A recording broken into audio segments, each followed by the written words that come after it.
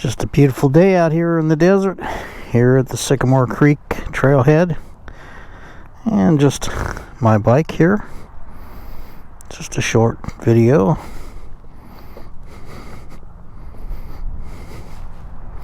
She's looking good. I really like this bike. Awesome bike. Anyway.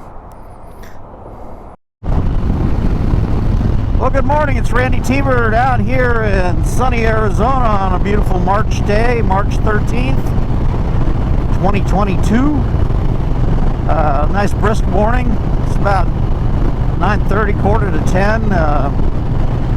Beautiful, not a cloud in the sky. Literally not a cloud in the sky today. And it's an awesome day. It's going to be about 81 degrees. We're headed for a little warm up here. We're going to have temperatures in the mid to high 80s the rest of the weekend into next weekend, which should make it pretty nice for a run I'm going to next weekend. And just an awesome day to get out. I do have some domestic things to do later today, but going to get out. There's some old Corvettes, pretty cool.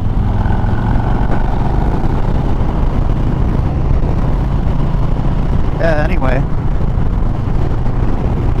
yeah, there's a NASCAR weekend out here, so you definitely don't want to go west. There's going to be 100,000 people at the races today out there. Not really a huge NASCAR fan. I know a lot of people are, and you know, good for whatever works for you.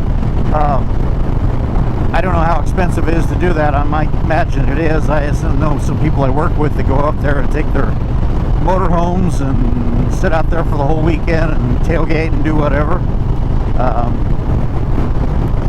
It's something to do here in the Arizona area. Me and my wife and our son have a date with some Mexican food this afternoon, so we're gonna do that and pig out, drink a few beers, and then be lazy the rest of the day. Must be some kind of Corvette run going on. This is now the third and fourth one I've seen, and they're probably going to run into more. There's older ones here. Looks like late 50s, early 60s models. Very cool. You don't see that. You see them like parked or at shows and whatever, but you don't see that many of them on the road. So, very cool. Fuel injection. Very nice. It was a very cool design.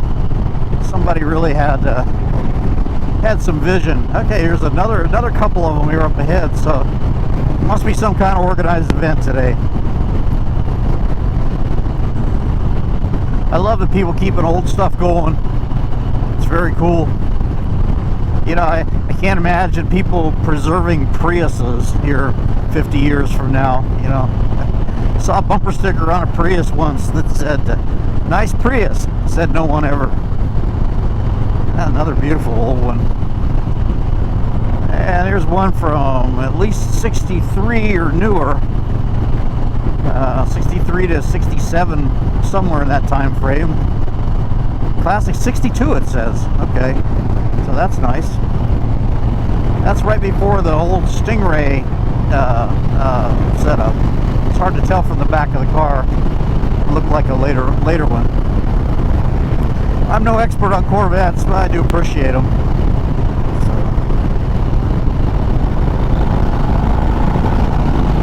Man, this bike's got power. You just turn the throttle and off she goes.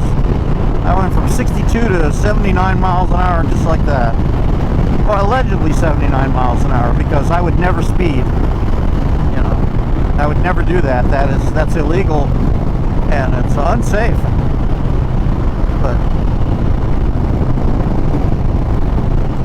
beautiful day out here in the desert foothills.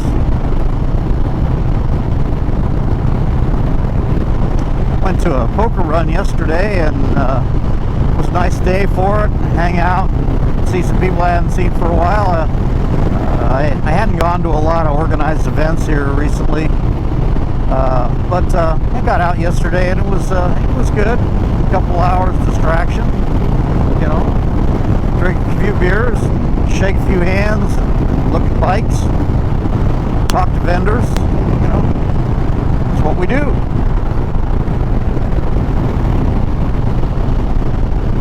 worked on the Sportster a little bit. Put some pipes on it here a couple weeks back, and the heat shields were really bad, and I had some repaired and recoated, and looks good now. And Sportster is getting there. It's really doing well. One thing it doesn't do well is, man, that small gas tank is quite a I'm not used to seeing the low fuel light on at 70 miles or 75 miles, but that and Harley fuel gauges are just notoriously inaccurate. That low fuel light anyway, it took only 1.6 gallons when the low fuel light is on. Well, it's only a 3.3 gallon tank, so something is out of adjustment or out of alignment or out of calibration or whatever. But it's the same thing here with my Street Bob. As the low fuel light comes on, when I got like 2 bars left on the digital gauge there, or less than 2 bars, and then even then it's a 3.5 gallon tank, and I still only put in 2.6 or 7. So, you know, not very accurate. The only Harley I ever had an accurate fuel gauge was the I had a 96 Dyna Super Glide, and when it was set empty, you were running on fumes, so you'd better get gas. And it didn't have a low fuel light. You just had to watch the fuel gauge. But that thing was dead on accurate. And I had an electric glide, and the fuel gauge would not move off of full, and then all of a sudden you'd look down and it would be at a little less than half a tank of gas. So it just kind of crashed. So I don't know, we used to just kind of guess how much gas we have by looking in the gas tank, or I would always reset the trip meter, and after a while of owning a bike, you knew how far you could go under most conditions. Of course, there's always that tank of gas that's, you know, not too good or whatever. You don't get the same kind of gas mileage you normally do. But I've had that happen a few times. Actually, I ran a bike out of gas on I-8 east of San Diego, headed home from San Diego one time. I ran out of gas in my Triumph Thunderbird at 70 miles, and I mean, that bike always went, you know, I had a 4-gallon gas tank. It always went quite a bit, so I don't know what happened to my gas mileage on that tank of gas. Maybe I got ripped off by the gas pump and didn't pump as much gas as it said it did. I don't know, but sometimes you get extraordinary gas mileage, and you just, you know, it's like on an easy cruise or something. I remember one time I had a Sportster, and I got 72 miles to the gallon. I was just running it. Traffic speed was running a little over 60, and I went on a long flat ride out to, I don't remember where I was going. But when I put gas in it at the next stop, it is that the little small 2.25 gallon gas tank the old Sportsters had. I only used a little bit of gas, and I was amazed by that. And but you know, that happens. You know, you get different gas mileage, but they say your results may vary depending on how you ride. Of course, if you got your wrist at a 180-degree turn angle all the time, you're going to get less.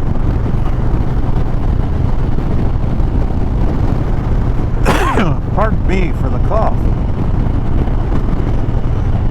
Well, speaking of gas, I'm going to top off my gas tank and cringe at the bill. But you know, when you think about it, really, it's costing me maybe 80 cents to $1 more than it was costing me for. So, you know, it's hurtful in a car, but on a bike with a small gas tank, it doesn't seem that bad. It's just the point of paying $5 a gallon for gas. It just seems wrong. And well, it just seems wrong, and well, there's just no depth to the greed from the oil companies, is there? Well, you know, I hope ExxonMobil gets a big fine or something, and all those people. So, yeah. Well, I'm going to get some gas. This is Randy T-Bird out here at Arizona. Thank you for subscribing and watching my videos. I appreciate it. You take it easy.